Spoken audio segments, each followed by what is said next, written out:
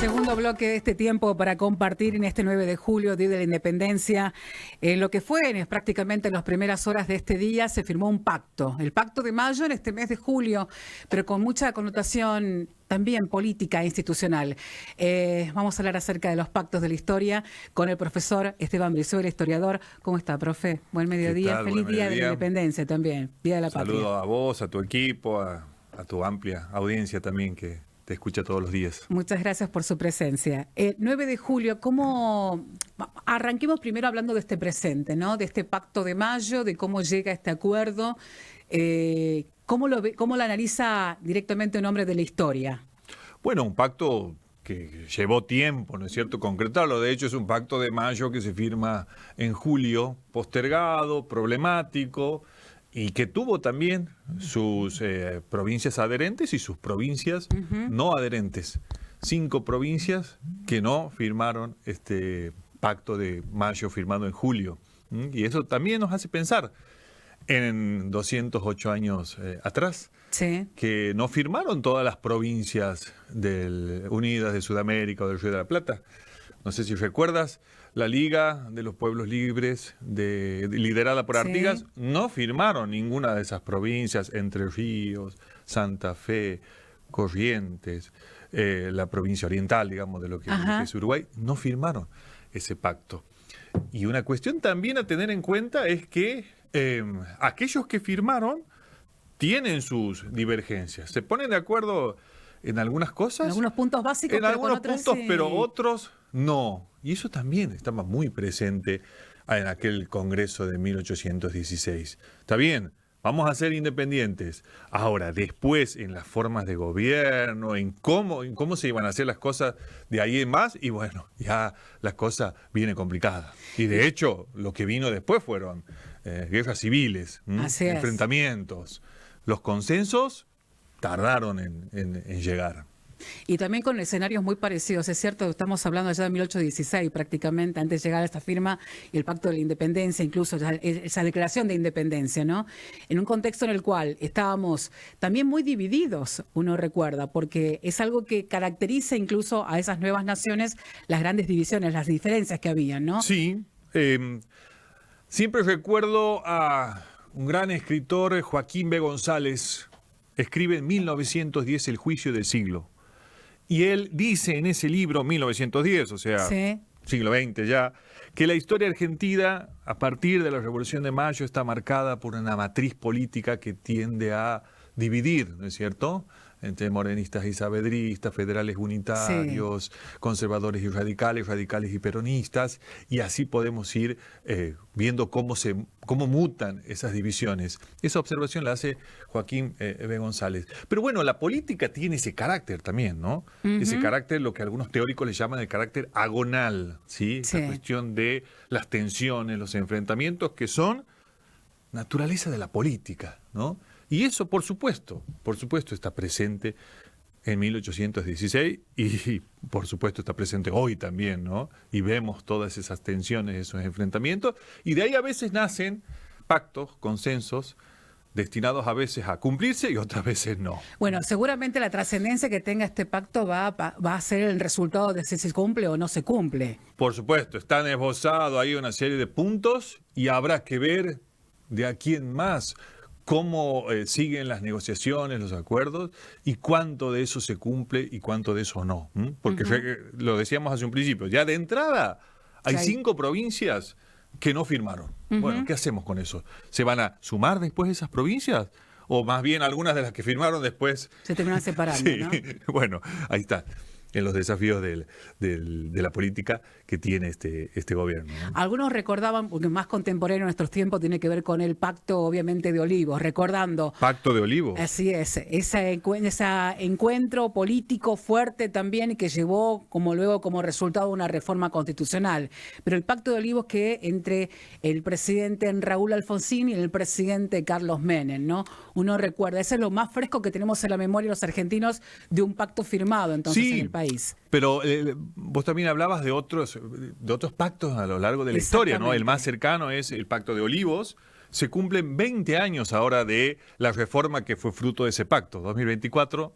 1994 fue la reforma de la Constitución, pero bueno, si nos vamos más atrás también, ¿no?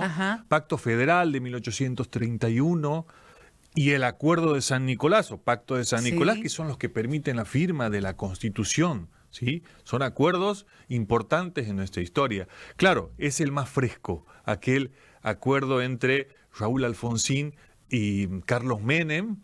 El primer acuerdo fue en un departamento ahí cerca de Olivos, que un periodista lo dio a conocer y Alfonsín no tuvo más que aceptar que habían hecho esas negociaciones. En un momento crítico también para la Argentina, de la historia argentina, la economía por sobre todo, en lo que mostraba esos números. 1993 y después esa convención constituyente de 1994 en Santa Fe, que da fruto a la última reforma constitucional, que es la Constitución que está vigente hasta hoy, ¿sí?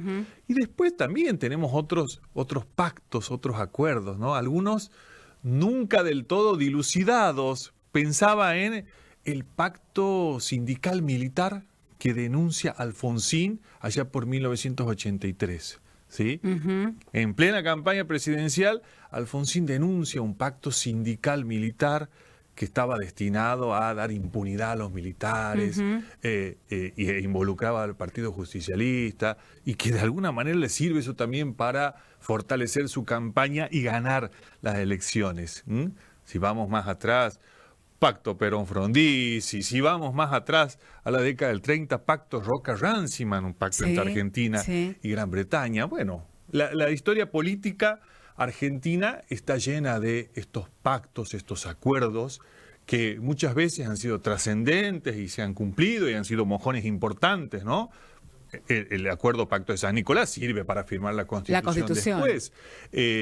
Y otros quedan más bien en la nebulosa, ¿no? Ese Pacto Roca-Ranciman de la década del 30, que algunos dicen ese es el estatuto legal del coloniaje, es la entrega de la Argentina a los intereses británicos.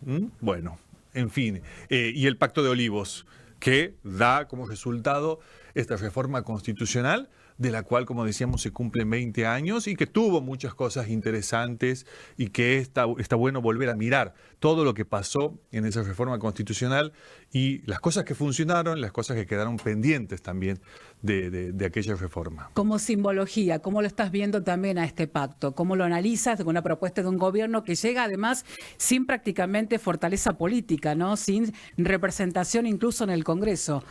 Porque fue diferente con los otros pactos estos.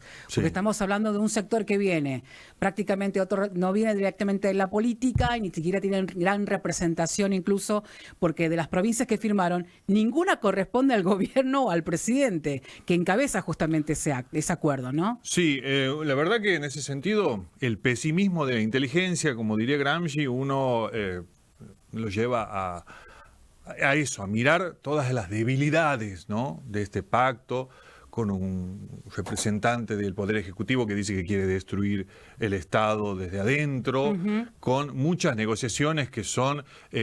tiene sus representantes como Guillermo Franco, que es el ministro del Interior, pero que muchas veces ha intentado negociar, pero después viene el presidente y voltea esas negociaciones. Pues ¿en la historia se ven eventos parecidos a este?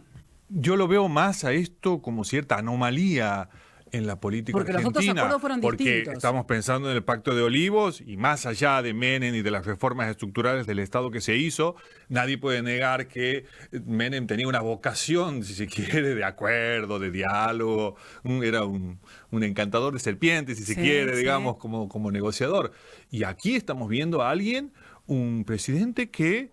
¿Cuántas visitas hizo a las provincias argentinas en este tiempo? ¿A qué provincias del norte? Bueno, ahora vino por la cuestión de que todo presidente viene el 9 de julio, pero uno ve alguien mucho más interesado en una agenda internacional que en conocer realmente las problemáticas, los desafíos que tienen las provincias que conforman este país. Por lo tanto, lo que uno ve es una cierta declaración de ciertos principios, algunos muy abstractos, otros no tanto, pero que lo que hemos venido viendo hasta ahora y resulta un poco preocupante en términos de consenso y negociación, que son propios de la política y que el mismo presidente pone en duda todo el tiempo. Pero este momento sin duda va a quedar, ¿no? Grabado Sí, seguro. En la historia. Habrá que ver después, como decíamos hace un ratito, los resultados, si para bien o para mal. O simplemente se trató justamente de recordar un momento para fortalecerse políticamente también él, ¿no? Porque es eso, es una muestra de debilidad política también que tiene. Sí, esto lo puede transformar, digamos, en una fortaleza, o si sigue con esas actitudes, como muchas de las que tuvo hasta ahora, esto no tiene, digamos, mucho sustento, mucha durabilidad. Ahí veremos qué capacidad de transformación tiene el mismo presidente para, digamos, tratar de fortalecer ese aspecto negociador y de acordar, digamos, con quienes piensan distinto, tienen otros proyectos, que creo que le cuesta mucho, ¿no? Aceptar eso, que haya gobernadores que se pueden plantar y decir esto sí, esto no. Eso evidentemente no le gusta mucho, pero es parte de la política. Exactamente. Profesor Esteban Brizuela, muchas gracias por su presencia. Es bueno repasar acerca de lo que dice la historia y los pactos en este día tan particular, este 9 de julio, agradecer su presencia en este feriado. Gracias a ustedes y feliz día de la Independencia. Feliz día de la Independencia. A disfrutar el frío. Así es, así es. El profesor Esteban Brizuela con nosotros hablando acerca del pacto entonces firmado en el día de ayer, los pactos de la historia en este día de la Independencia. Nos reencontramos mañana, nuevamente a partir de las 12:30 en Tiempo para Compartir. Continúen con la programación de Canal 14 TIC y en Radio Panorama.